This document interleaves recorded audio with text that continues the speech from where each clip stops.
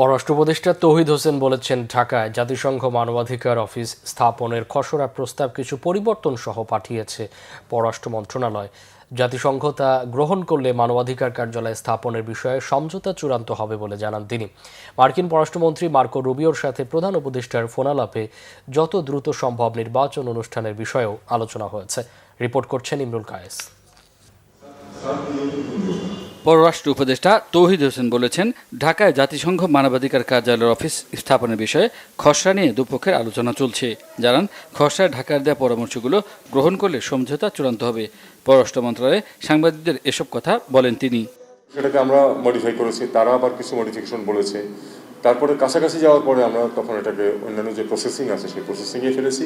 সেই পর্যায়ে এখন আমাদের কিছু পরিবর্তন আছে, তাদের দেয়া যে ড্রাফট এবং যেটা অনেকটাই আমরা এগ্রি করেছিলাম, সেই পরিবর্তনগুলি তারা যদি গ্রহণ করে তাহলে একটু তাড়াতাড়ি হবে। যদি তারা গ্রহণ না করে, তারা যদি আবার বলে যে না এটা পরিবর্তন করুন, আমরা তখন দেখবো যে সেটা পরিবর্তন করা যাবে না।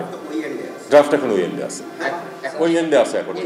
সম্প্রতি প্রধান উপদেষ্টা ডক্টর মোহাম্মদ ইউনুস ও মার্কিন পররাষ্ট্রমন্ত্রী মার্কো রুবিওর মধ্যে ফোনালাপে নির্বাচন সহ নানা বিষয়ে আলোচনা হয়েছে বলে জানান পররাষ্ট্র উপদেষ্টা। চমৎকার পরিবেশে কথাবার্তা হয়েছে, আমি সামনে বসা ছিলাম এবং সেখানে যেই সংস্কার কার্যক্রমে তাদের সমর্থনের কথাও বলেছে এবং এই কথা উঠেছে যে যথাশীঘ্র সম্ভবই নির্বাচন করা হবে।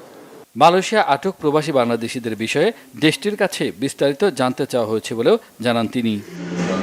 ইমরুল কায়েস, বাংলা ভিশন, ঢাকা।